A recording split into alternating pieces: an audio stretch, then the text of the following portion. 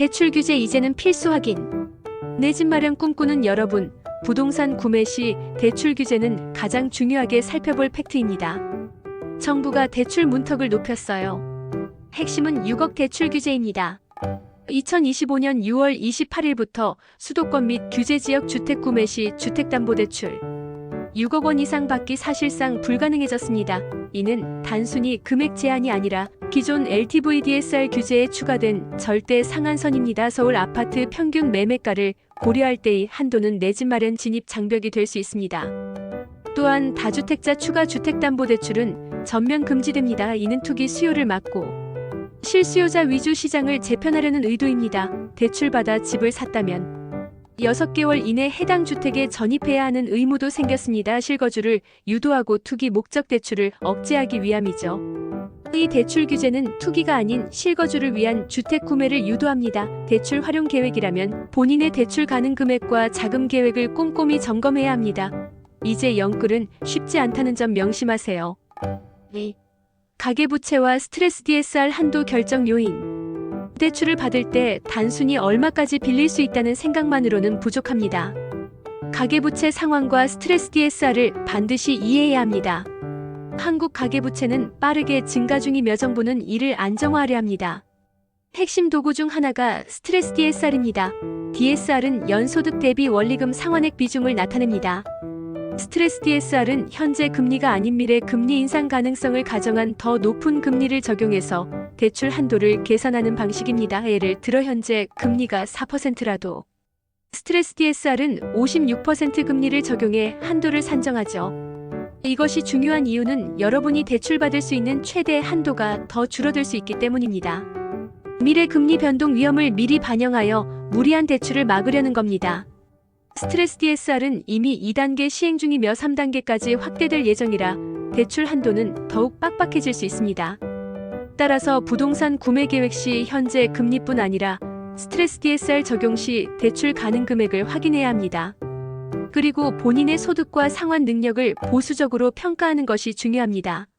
무리한 대출은 큰 부담이 될 수 있습니다. 3. 주택 공급 확대 시장 안정의 열쇠. 부동산 시장 안정화를 위한 또 다른 큰 축은 바로 주택 공급 확대입니다. 수요 억제만큼 충분한 공급이 중요하죠. 정부는 향후 250만 가구 이상 주택 공급을 목표로 합니다. 이를 위해 재건축 재개발 규제를 완화하고 있습니다.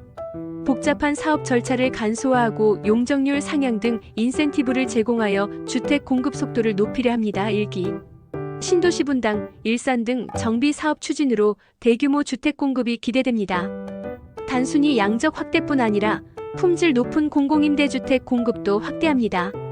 청년 신혼부부 저소득층 등 주거 취약계층의 주거 안정을 위함이죠. 제로에너지 건축물 인증제, 통합 등 친환경 건축 기준 강화로 주택의 질적 향상에도 힘쓰고 있습니다. 주택 공급 확대는 장기적으로 시장 불안정성 해소와 가격 안정에 기여할 중요 요소입니다. 하지만 재건축 재개발은 변수가 많고 입주까지 시간이 걸릴 수 있다는 점도 고려해야 합니다. 따라서 부동산 구매 전 현재 공급량뿐 아니라 향후 예상되는 지역별 공급량, 그리고 대규모 공급 계획이 어떻게 진행되는지도 살펴보는 것이 현명합니다. 공급 증가는 가격 안정화에 도움이 될 것입니다. 4. 세금 정책과 제도 변환의 부담을 좌우. 부동산 구매는 집값 외에 세금과 제도 변화에 큰 영향을 받습니다. 이는 여러분의 실질적인 부담과 수익률을 좌우하죠. 정부의 부동산 세금 정책은 투기 억제와 실수요자 보호가 핵심입니다. 다주택자나 투기성 자산에 대한 세금은 무겁게 유지되지만 1주택 실수요자나 생애 최초 구매자에게는 취득세, 감면양도소득세, 비과세 등 세금 부담을 완화하려 합니다. 구매 유형에 따라 세금이 크게 달라집니다. 최근 전세 사기 피해 방지를 위한 제도 개선도 활발합니다. 전세금 반환 보증 강화, 임대차 계약 시 주변 월세 시세, 의무 공개 등 임대차 시장 투명성을 높이고 임차인을 보호하려 합니다. 부동산 리츠 REITs 활성화도 주목할 변화입니다. 소액으로 대형 부동산에 간접 투자할 수 있는 리츠를 통해 국민들이 부동산에 간접 투자할 기회를 넓힙니다. 고령자 주택 활성화 계획도 있습니다. 고령층 주거 안정을 위해 친화주택 건설을 장려하고 관련 규제를 완화하려 합니다. 결국 부동산 구매 전에는 본인이 받을 수 있는 세금 혜택과 부담해야 할 세금을 꼼꼼히 계산해야 합니다. 관련 법규와 제도는 계속 변하므로 최신 정보를 지속 확인하는 것이 매우 중요합니다. 세금 한 푼이 수천만 원을 좌우할 수 있습니다. 5. 외국인 부동산 취득 이제 더 까다로워집니다. 마지막으로 외국인의 국내 부동산 취득 규제 강화 논의도 주목해야 합니다. 이는 전체 부동산 시장 안정성과 투명성에 영향을 미칩니다. 그동안 외국인의 국내 부동산 취득은 신고제로 비교적 자유로웠습니다. 이로 인해 내국인과의 형평성 문제나 투기성 외국 자본 유입 우려가 제기되었죠. 최근 국회에 외국인 부동산 취득 방식을 사전 허가제로 전환하고 상호주의 원칙을 적용하자는 법안이 논의 중입니다. 사전 허가제가 되면 외국인이 부동산 구매 전 정부 허가를 받아야 하므로 절차가 까다로워집니다. 상호주의 원칙은 특정 국가 국민의 한국 내 부동산 취득을 해당 국가의 한국 국민 취득 허용 여부에 따라 결정한다는 원칙입니다.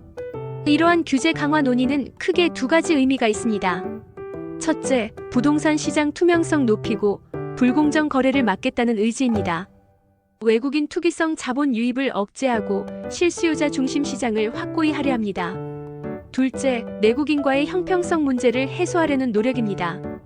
대출 규제로 내국인 구매가 어려워진 상황에서 외국인에게만 자유로운 취득은 불합리하다는 지적을 반영한 겁니다.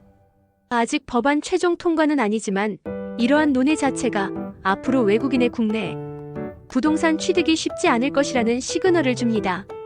이는 장기적으로 한국 부동산 시장 투자 환경에도 영향을 미칠 중요한 변화입니다.